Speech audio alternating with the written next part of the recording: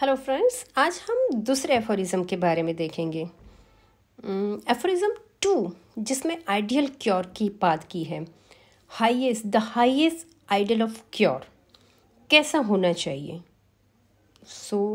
हम स्क्रीन पे देख ही रहे हैं कि the highest ideal of cure is rapid, gentle and permanent restoration of the health और removal and annihilation of the disease in its whole extent, in the shortest, most reliable and most harmless way, and easily comprehensible principle.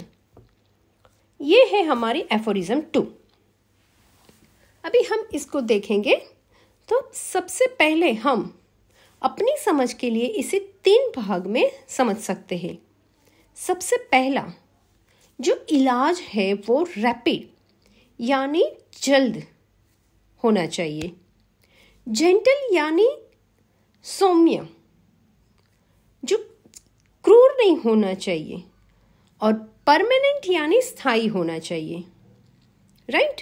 तो अभी देखो, जल्दी का मतलब क्या है। यहाँ पर कुछ समय पर निर्धारित नहीं है कि हमें 1-2 घंटे में ठीक करना है या फिर 1-2 दिन में ही ठीक कर देना है। पर हम जो भी करते हैं, जो रोग है उसकी स्थिति और कैसे हुआ, कहाँ पे, ये उस पर निर्भर करता है। जितना जल्दी रोग जाएगा उतनी ही जल्दी रोगी को शारीरिक और मानसिक रोग से मुक्ति मिलेगी। हमें एज अर्ली एज पॉसिबल, बीमारी जितनी खतरनाक होगी शरीर को उतना ही ज़्यादा नुकसान पहुंचा सकती है। तो इसीलिए हमें ट्राई करना है कि हम उसे जल्द ही दूर करें, वरना वो और भी अंदर जाके नुकसान कर सकती है।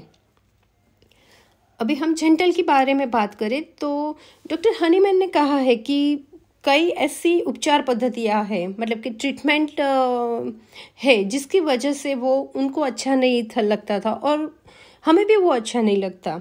जैसे कि कई बार क्या होता है कि किसी को कॉन्स की बीमारी है, पथरी की बीमारी है, टॉन्सिल है, ऐसी कोई भी बीमारी है तो वो क्या करते थे कि ऑपरेशन से उसे हटा डालो।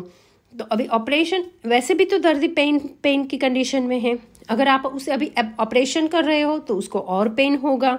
यहाँ पर हम जेंटल क्योर की बात कर रहे हैं तो अभी हम उसको और पेन दे रहे हैं। और ऐसा भी नहीं है कि हमने उसको एक बार हटा दिया, उसको पाइल्स है हटा दिया तो वो दोबारा नहीं होगा, वो कभी भी हो सकता है। उसको स्टोन है, पथरी है तो वो भी दोबारा हो सकती है। ये तो जो भी है वो बहुत ही कष्टदायक है।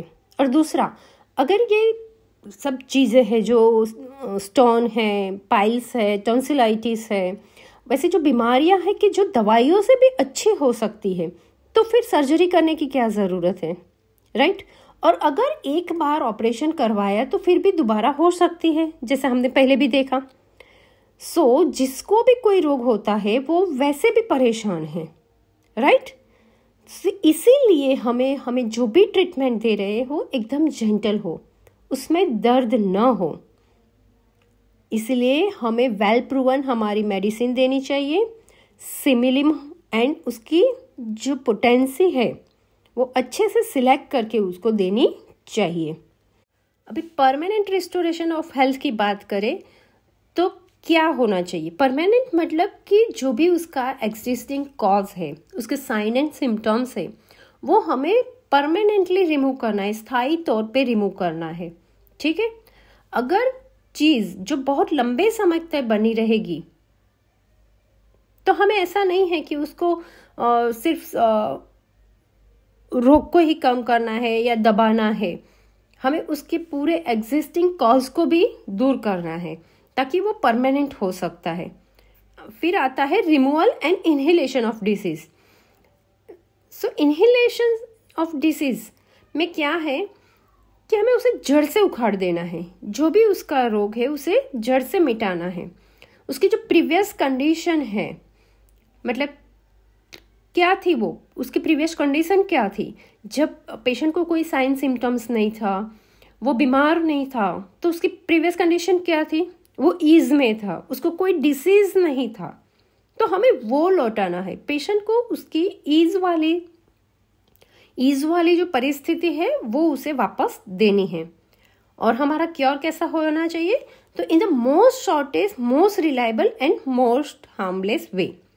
सो ऑन इजीली, ये जो भी हमने देखा कि जेंटल है, रैपिड है, अगर ये सब करेंगे, मतलब रैपिड किया है तो वो मोस्ट शॉर्टेस्ट हो जाएगा।